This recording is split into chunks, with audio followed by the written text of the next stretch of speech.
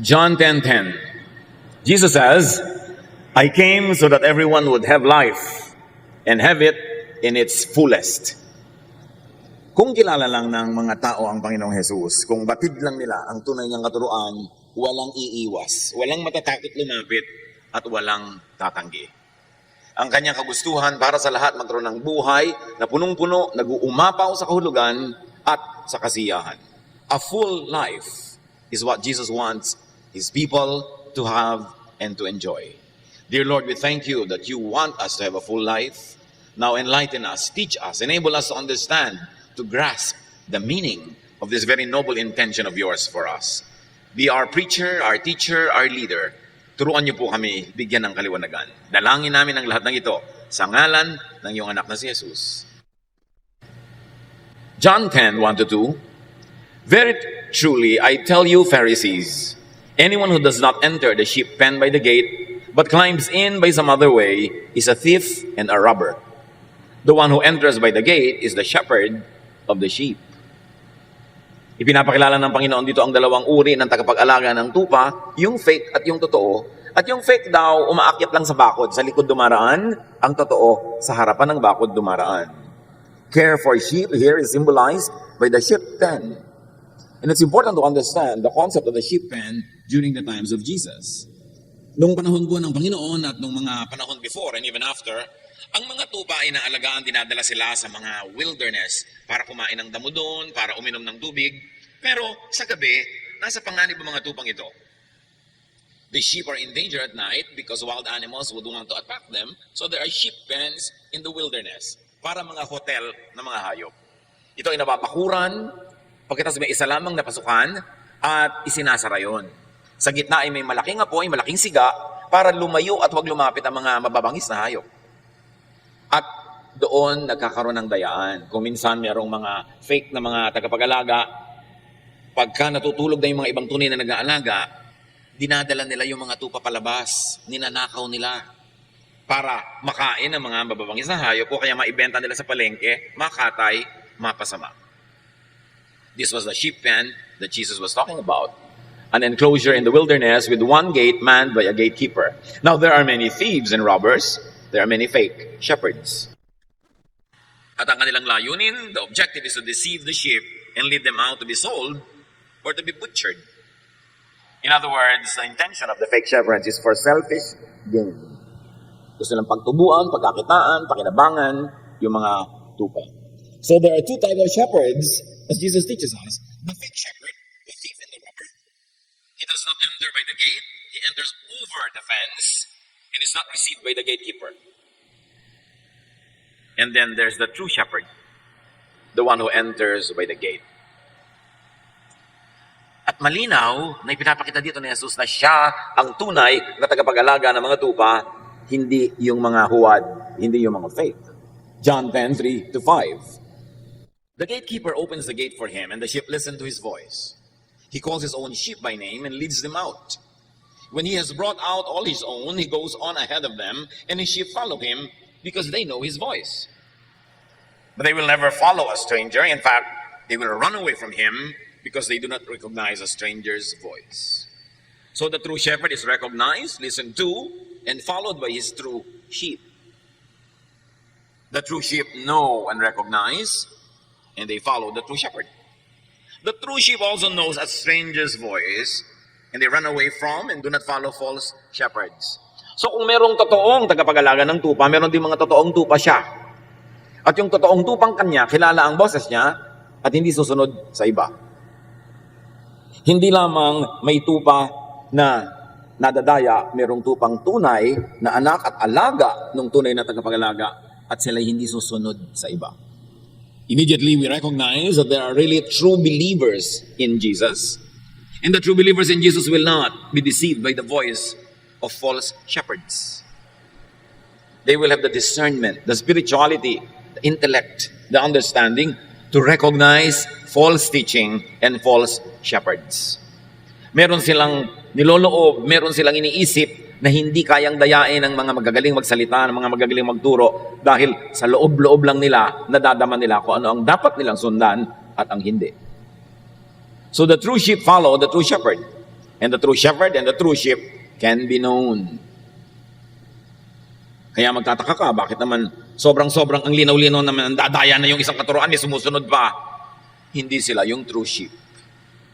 Nakikinig sila sa mga kabalbalan ng mga false shepherds. John 10:6, Jesus used this figure of speech, but the Pharisees did not understand what he was telling them. Tulad ng madalas gawin ni Jesus, siya ay nagsalita sa talinghaga, kausap niya yung mga pariseo, yung mga religious leaders, pero gaya ng dati, hindi naman siya talaga naintindihan. Hindi siya inintindi ng mga kausap niya. So the language and the story was symbolic, but it was not understood, it was not appreciated. John 10:7-9, therefore Jesus said again, very truly I tell you, I am the gate for the sheep. All who have come before me are thieves and robbers, but the sheep have not listened to them. I am the gate. Whoever enters through me will be saved. They will come in and go out and find pasture. Dahil hindi siya naintindihan sa una, inulit ni Jesus ang katuruan at mas nilinaw. Sabi niya, ang totoo, hindi naman mga gate ng mga alagaan at bahay ng hayop ang pinag-uusapan. Ako ang pinag-uusapan, ako ang tunay na pintuan. Sa akin dadaan para magkaroon ng tunay na buhay. Buhay sa kabilang ibayo at buhay dito sa mundong ito. Ako ang dinadaanan para makalabas kayo sa pagkakakulong sa oras na tama na at kayo makakuha ng mga damo, makain ito, mga inumin, mainom ito. Kayo ang dadaan sa akin, labas-masok kayo. Pupunta kayo sa labas para kumain, para uminom, papasok kayo sa loob para ma-protect sa mga mababangis na hayop na gusto kayong wasakin. Ako ang pintuan na yun. Lahat ng nauna sa akin ay mga magnanakaw. Sinabi ni Jesus. All who have come before me are thieves and robbers. So this is in direct reference to all the teachers and prophets and everybody who misled the people of God, who misled Israel, who misled the people of the world. Sinasabi ni Jesus, ang lahat ng nauna sa aking nangaral, nagturo, hindi sila totoo. Hindi nila kayo binigyan ng kaligtasan, hindi nila kayo binigyan ng kalayaan, hindi nila kayo binigyan ng kasiyahan. Fake sila. Napaka-laking statement ang ginawa na yun ni Jesus, ha? Dahil sa kanyang panahon, napakarami kinikilala ng mga tao noon na mga tunay na mga alagad ng Diyos. Pero sabi niya, lahat ng mga nauna sa akin na yan. Dinaya lang ang tao. Pinagsamantalahan. Ako, sabi niya, ang pintuan. Ang lahat ng dadaan sa akin, palabas man o papasok, yun ang maliligtas. Maliligtas saan? Sa kapahamakan sa kabilang buhay at sa kapahamakan sa buhay na ito ngayon. Sabi niya, they will come in, go out, and they will find pasture. So hindi lang one-time kaligtasan sa kabilang buhay ang pinag-uusapan kasi sabi niya, they will come in and go out. Ibig sabihin sa buhay na ito, pasok kayo, labas kayo, ako ang pinto. Sa akin kayo makakakita ng kalayaan para lumabas at sa akin hindi kayo makakita ng pinto na pwedeng pasukan para kayo ma-protect, para kayo maipagtanggol mula sa mga mandaraya, mga magnanakaw. So yung mga nauna sa akin, mga religious leader, magnanakaw yung mga yan. They are robbers, they are thieves. At hindi yun madaling tanggapin, lalo sa mga relihiyosong Israelita noong araw, na bilib sa kanilang mga religious leaders. It was a very, very revolutionary, very powerful statement for Jesus to say that everyone who has come before him was a thief. But either Jesus was lying or telling the truth. But Jesus is truth and the life. And He is the door, and He is the gate, and He is the way, and He is the light. Kaya dapat pakinggan yung kanyang sinabi. The true shepherd is Jesus and none other. And according to Jesus, all who came before Him were thieves and robbers. They were all false gates, false doors. Ang dumadaan sa kanilang mga false doors ay nakukulong lamang, at ang dumadaan sa kanila palabas ay napapahamak lamang. Both ways, pag sa mga fake doors na ito kayo dumaan, puro kalugihan. And Jesus was referring to all the false prophets and teachers whose teachings and laws never gave the sheep a full life, and who robbed people of life and led people to destruction and damage. Tinutukoy niya mga religious leaders sa mga nauna sa kanya na kahit na sobrang relihiyon ang ginawa ng mga tao, kulang at kulang pa rin ang buhay nila, hindi pa rin sila nasiyahan. In fact, nanakawan sila ng tunay na buhay sa dami ng bawal, sa dami ng hindi pwedeng gawin, sa dami ng mga hinihingi sa kanila, sa dami ng mga batas, sa dami ng paggapos, paghusga. Ang totoo, hindi tuloy nila na-enjoy ang buhay. Napahamak sila sa pakikinig sa mga religious teachers na yon. According to Jesus, they robbed people of life. for the fullness of life. Spiritual, emotional hardship, from sin and guilt. Sa katunayan, ang mga false teachers and false prophets ay madaling makilala. Hanggang sumusunod ka sa kanila, sumisikip ang iyong hininga. Natatali, nakukulong ka. Dumadami ng dumadami ang pasanin mo sa buhay, nahuhututan ka ng todo-todo, pagkatapos nahuhusgahan ka ng todo-todo, at ang epekto ng pagsunod at pakikinig mo sa mga false teachers na ito, lagi kang guilty, lagi kang takot, lagi kang nauusig. Yun ang pamantayan kung ang sinusunod mo ay false teacher. You never have the fullness of life. You never have the promise of Jesus. You never have the will of God happening in your life. At ang dami-daming ganitong teacher sa Israel noon at kahit sa buong mundo ngayon. Ano ang pamantayan? Hindi yung galing magsalita. Hindi yung verses na sinasabi. Ano ang talab sa'yo ng katuruan? Ano ang epekto sa'yo? Ikaw ba ay lalong sumusungit? Lalo ka bang nagiging judgmental sa iba at sa sarili? Kumukunti ba ng kumukunti ang pwede mong gawin at dumadami ng dumadami ang mga bawal? Padami ba ng padami ang hinuhutot sa'yo? Wala nang natira sa'yo? Lagi ka bang napapagalitan, inuusig, at pagkatapos mamamatay ka na lang at lahat, hindi ka pa sure kung talaga pupunta ka sa Diyos? Yun ang effect ng pagsunod sa false shepherds. Ang dami nun. Ezekiel 13:8-9. I'm going to punish those lying prophets for deceiving the people of Israel with false messages. I will turn against them and no longer let them belong to my people. Nakita niyo ang tinutukoy ng Panginoon, ng Diyos? Mga sinungaling, mga bulaang propeta na walang ginagawa kundi dayain ang mga Israelita na sobrang relihiyoso, lugi tuloy. Nang pagiging relihiyoso nila, puro bawal, puro judgment, puro guilt. Mahirap yatang dalhin yung guilt kung lagi ka inuusig. Pero yun ang effect ng ministry ng mga false prophets. At sabi ng Diyos, parurusahan ko kayo mga sinungaling at mga bulaang propeta. Pinapahirap niyo ang buhay ng aking mga anak. Matthew 23:13-14. This will echo in the teachings of Jesus. You Pharisees and teachers of the law of Moses are in for trouble. You're nothing but show-offs. You lock people out of the kingdom of heaven. You won't go in yourselves and you keep others from going in. Sinyalagot kayo, mga Pariseo, kayong mga guro, tagapagturo ng mga batas ni Moses. Naghihintay sa inyo ang kapahamakan. Puro kayo pasikat. Pinagsasarahan nyo ang mga tao ng pinto ng kalangitan. Hindi nyo sila pinapapasok dahil kayo'y hindi rin pumapasok. At ano ang kalangitan na tinutukoy dito? Hindi lang yung kalangitan in the next life, kundi yung kalangitan sa buhay din na ito. Sabi ko nun, ninanakawan nyo ang mga tao ng saya, ng ligaya, ng kasiyahan, kapayapaan, kapahingahan. Wala kayong ginagawa kundi pagurin sila, pagiltihin sila.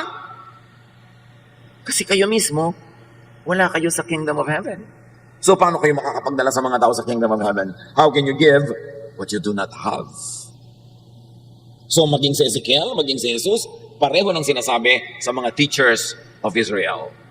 Napapahamak lang ang sumusunod sa kanila. Mark 7:6-8. Jesus replied, you are nothing but show-offs. Ang kausap niya mga religious leaders. The prophet Isaiah was right when he wrote that God had said, all of you praise me with your words, but you never really think about me. It is useless for you to worship me when you teach rules made up by humans. You disobey God's commands in order to obey what humans have taught.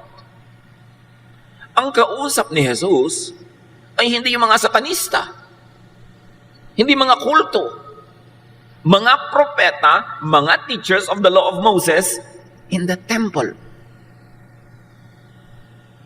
And among those people, sinasabi ni Jesus, pasikat lang kayo, hindi kayo totoo.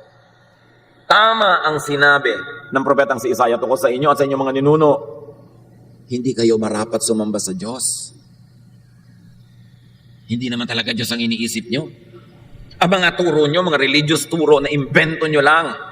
Mga religious teachings made up and invented by humans to benefit the temple, to benefit religion and the religious leaders, and to continue to oppress and control the people. You are depriving them of heaven in eternity and heaven here on earth. Mga turo lang ng tao ang pinaghihirapan nilang sundin.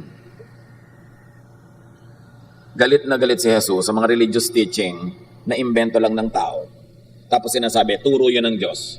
Pagkatapos ang bunga sa mga sumusunod, nasasakal, nasisikipan, nalulunod, nabibigatan, nahihirapan. And possibly many who came and come after Jesus were and are also thieves and robbers.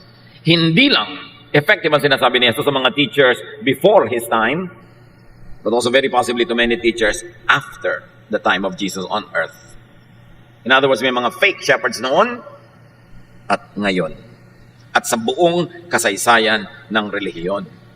Kaya ang sabi sa Matthew 7:15 ng Panginoon, watch out for false prophets. They dress up like sheep, but inside are wolves who have come to attack you. Mag-ingat kayo sa mga bulaang mga guro na nagbabait-baitan, nagbubuti-butihan, pero ang totoo ay sila yung mga mababangis na hayop na naghihintay lang ng pagkakataon para kayo sila kain at sirain. Hindi lang yun noon, hanggang ngayon. In John 10:10, Jesus says, the thief comes only to steal and kill and destroy. I have come that they may have life and have it to the full.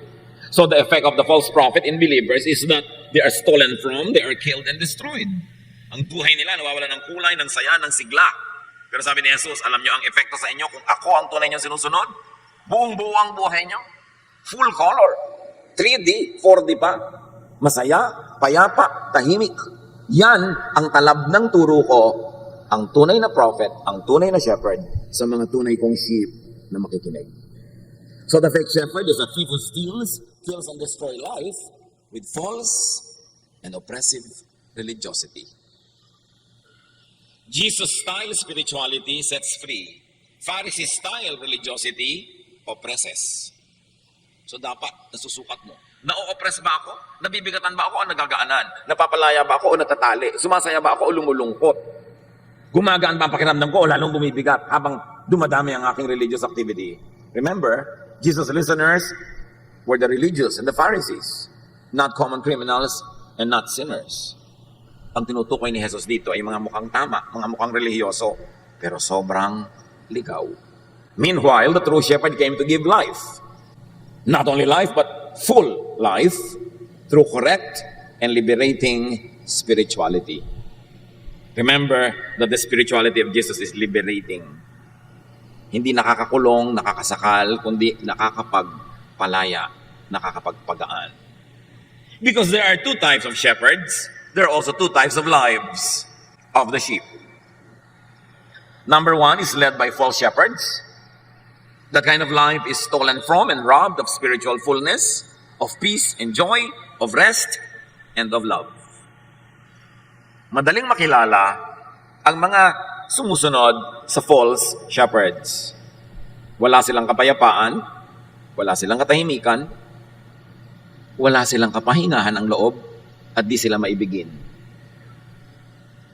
Ang mga sumusunod sa false prophets, sa mga Pharisees, sa mga teachers of the law of Moses, nagiging pintasero at pintasera sa kapwa. Nagiging mapanghusga. Nagiging magagalitin sa lahat ng merong ibang religious opinion. Nagiging mapagmataas dahil sa kanilang paniniwalang sila ay banal. Nagiging mayabang.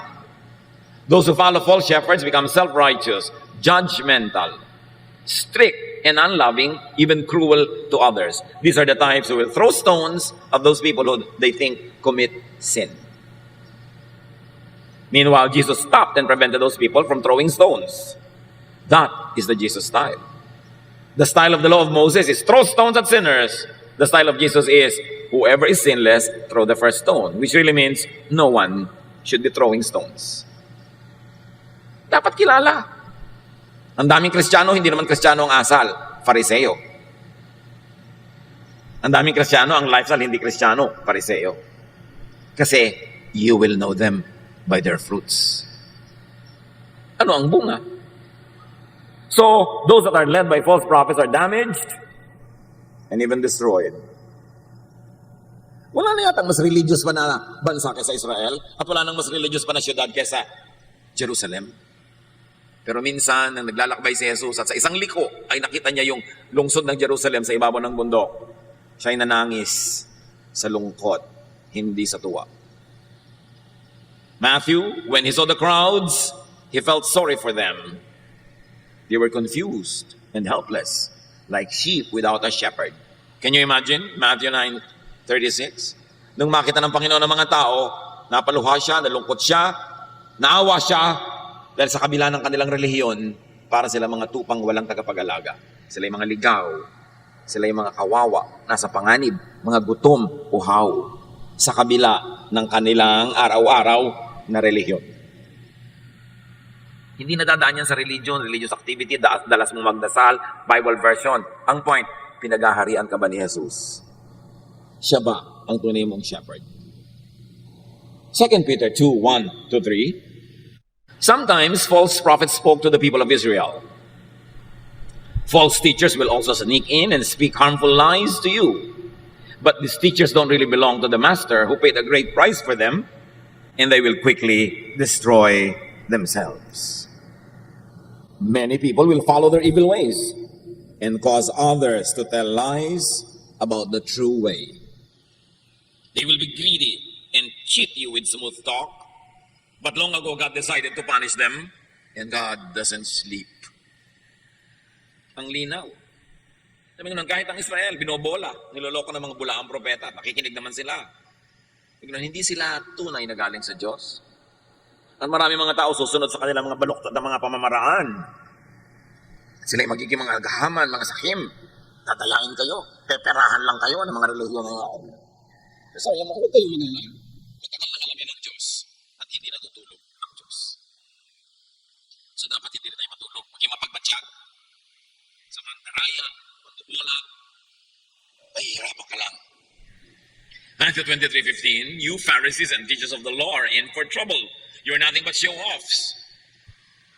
You travel over land and sea to win one follower. And when you have done so, you make that person twice as fit for hell as you are. Yan, lagot kayo ha? Kayo mga fake na mga teacher, pamisyon pa kayo. Patawid-tawid kayo ng mga kabundukan, ng mga dagat, para magkaroon kayo ng convert. Pero oras na dapuan ninyo, maturuan ninyo at sumunod sa inyo, ginagawa nyong doble ang sama kaysa dati. Nadodoble ang kanilang disqualification from heaven and qualification for hell. Kasi ang turo nyo ay lason. At yan ay ginagawa sa ngalan ng Diyos, ha? At kahit ngayon sa ngalan ni Jesus, dadapuan ka ng missionary, dadapuan ka ng teacher, dadapuan ka ng kung sino-sino. Tapos ang ending, magiging katulad ka nila. Judgmental, self-righteous, self-promoting, haters of other believers, divisive and divided, separatist, humihiwalay ka sa mga ibang anak ng Diyos, ikaw lang ang tama, ikaw lang ang totoo. So, ganun, maraming yan. Dati nung hindi ka pa sumusunod sa relihiyon, hindi ka pa relihiyoso, friendly ka sa mga kamag-anak mo, friendly ka sa iba, ngayong nagkaroon ka ng religion, hiwalay ka na ng hiwalay, judge mo na sila, ni ayaw mong makisama sa kanilang mga gawain. Nakakabuti ba yan sa'yo o nakukulong ka? May mga pagsunod na nagiging pahirap, pabigat, nakakasakal. Hindi ito ang galing kay Jesus. Tandaan nyo, ang mga kausap ni Jesus, religious leaders, hindi mga kulto, hindi mga satanista, yung mga religyoso, middle of the road, standard, religious people that people think are the true ones. But you will know them by their fruit. So there are two types of lives, and one is led by Jesus.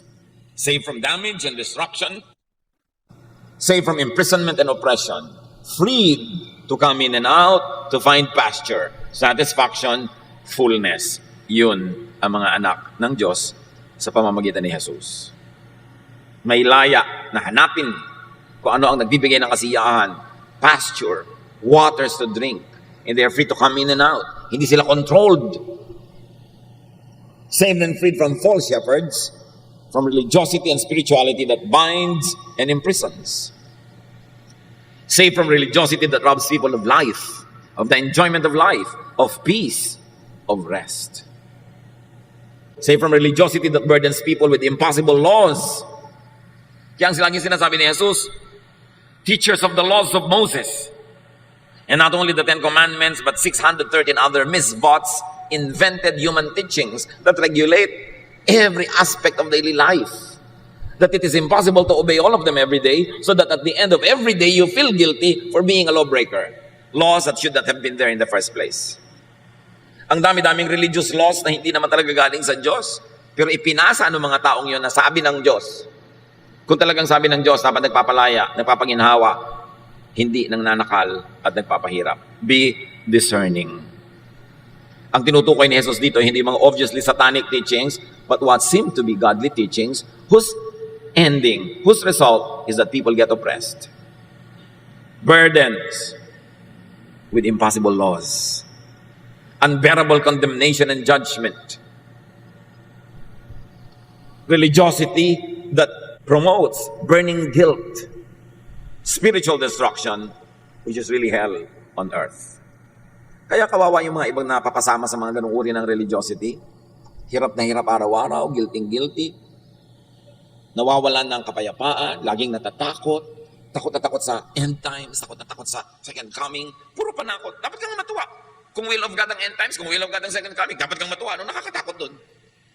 Pero tinatakot ka ng mga false prophets kasi pag takot ka, madali ka makontrol. Galatians 3:10, anyone who tries to please God by obeying the law is under a curse.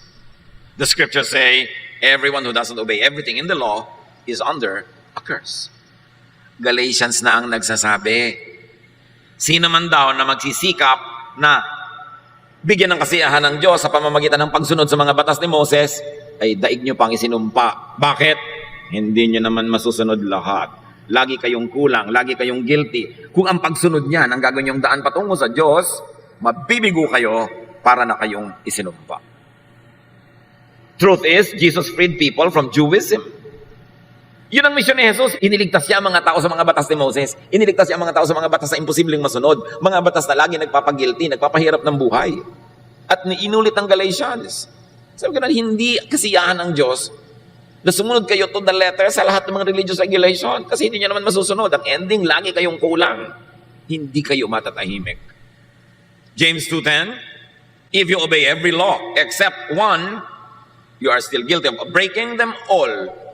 You see, pag sa law ka nakasandal, sa legalism ka nakasandal, sa traditions and teachings of Israel ka nakasandal, sundin mo lahat yan. Kasi isa lang ang di mo sumunod, katumbas ng di mo sinunod lahat. Eh di lagi ka talagang guilty.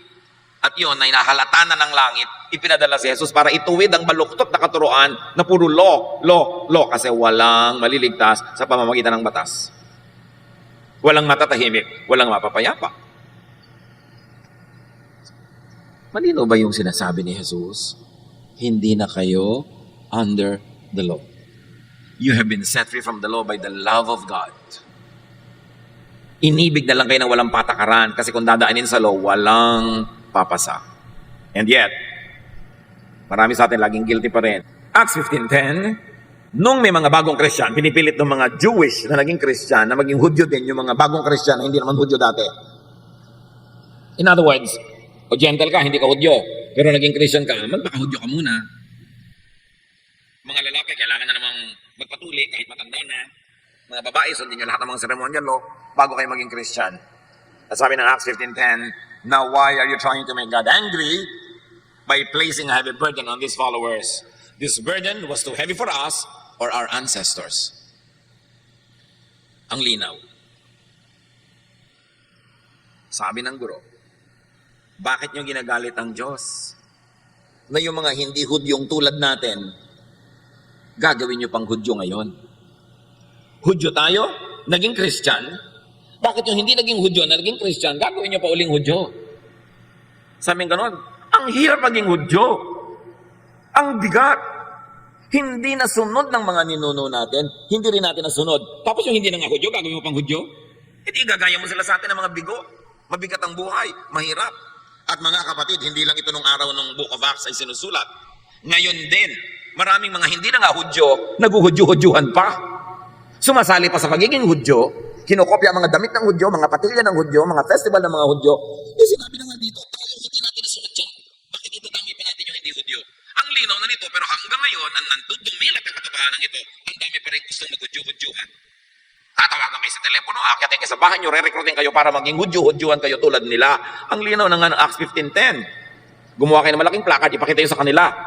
Sinabi na nga sa Bible yan yung hindi Hudyo, mag-Hudyo-Hudyuhan pa. Kayo na naman ganito, sasali na naman kayo. Wala ba kayong mga utak? Pero di ba meron ng true shepherd, may true sheep? At meron talagang false sheep that will never follow the true shepherd. They will only follow the false shepherd.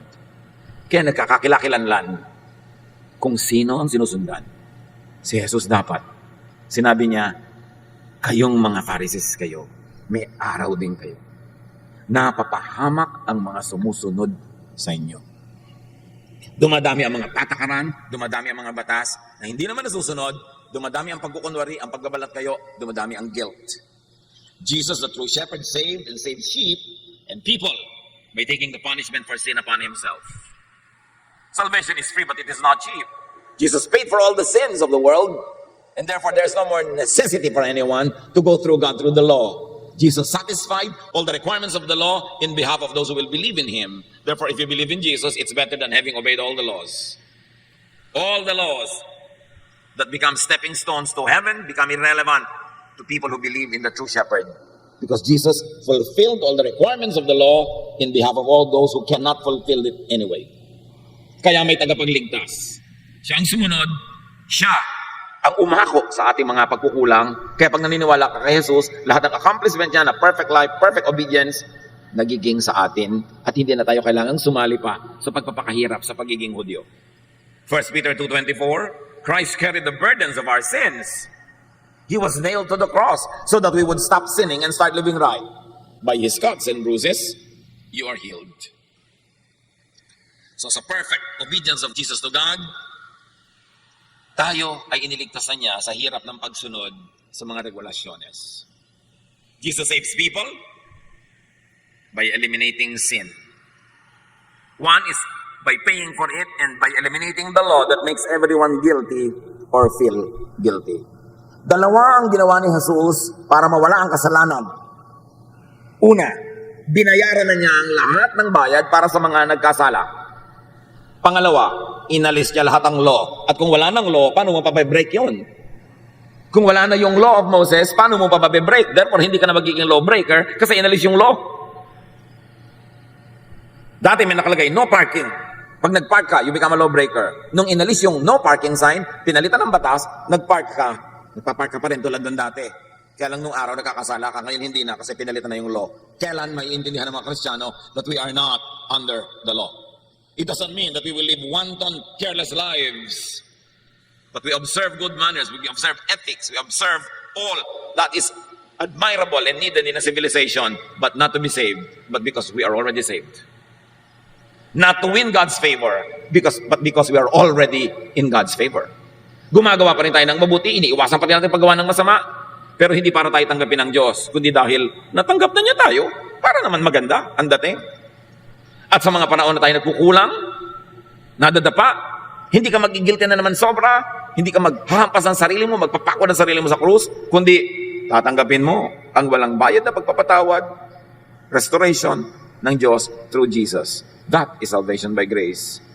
Pag naintindihan mo yon, mabubuhay ka in the highest possible ethical level that you can, but in all other areas where you fail, you depend on God's grace, you depend on God's kindness, and you extend that same grace and kindness to others who also fail. That's the only time when there will be peace on earth. Peace in your heart and peace among fellow humans. Yun ang mensahe ni Jesus. Galatians 5:1, Christ has set us free. This means we are really free. Now hold on to your freedom and don't ever become slaves of the law again. Don't be Jewish again. Do not imitate them again. Magiging under ka na naman ng kanilang calendar, ng kanilang festivals, ng kanilang mga rituals, mababaliwala si Jesus. Dapat dibdibin ng mga Kristiyano kung anong kahulugan nito. Jesus, the true shepherd, save and save sheep and people by replacing all the laws with just one. And that law is the law of love. John 13:34, in place of all the commands, I am giving you a new command. You must love each other just as I have loved you. That is the only command given by God to Jesus believers. Love others as you love yourself. And because you love others as you love yourself, you will stop being judgmental. You will not be separatist from other believers. You will be kind. You will not be a church bully, policing and watching everyone and judging everyone and punishing everyone who commits sin according to your standards. Sabi niya, hindi niyo ba naiintindihan na isang batasan lang talaga natitira? Kaya mga iba, huy sister, Christian ka na, bakit ganyan pa yung buhok mo? Hoy, isa lang ang law-loving May law ba against my hair? Hoy sister, bakit may tattoo ka sa leeg? Bakit? May law ba dyan? Hindi ba isa lang ang law against love? Bakit ka kumakain ng dinugan? Bakit ganyan ang suot mo? Bakit nagtatrabaho ka pag Sabado? Bakit ganito? Bakit ganon? Bakit ang baptismo hindi turok? Dapat turok? Bakit lubog? Bakit ganito? Bakit? Kailan pa ba talaga ang law ang natitira? Nagkakaliwanagan ba tayo na isa na lang yan? Church, what is that law? It's a law of? Yon. Dibdibin nyo yon. Hindi yung higpigit natin sa isa't isa, bantayan ng bantayan, chismisan ng chismisan. Loving ba na magchismis? Loving ba na bulat-latin mo yung buhay ng may buhay para hanapan mo siya ng kasalanan na mailalagay mo sa bulletin board? Yan yung ginawa ng mga tao doon sa babaeng who were caught committing sin in the privacy of her house. Kinaladkad sa plaza para batuhin. Yun ang inalista ni Jesus. Huwag kayong magbabatuhan. Hindi yan para kay Jesus. Pang-Pharisee yan. Samantalang hindi naman natin kinukonsinte at itinutulak ang isa't isa na gumawa ng kung ano-ano mga kabalbalan sa buhay. Pero sakaling nangyayari sa kanilang buhay, you extend the hand of love, the hand of forgiveness, the hand of support, the hand of restoration, not the hand of judgment, not the hand of destruction. It is not the hand of Jesus. Dapat natin laging kilalanin, kanino ba talaga ako sumusunod? Sa Pharisee o kay Jesus? And that law of love, which means unconditional forgiveness and acceptance, is applied by God to all believers, to all the true sheep, through Jesus. It is now our compulsion to extend that same law of love to others.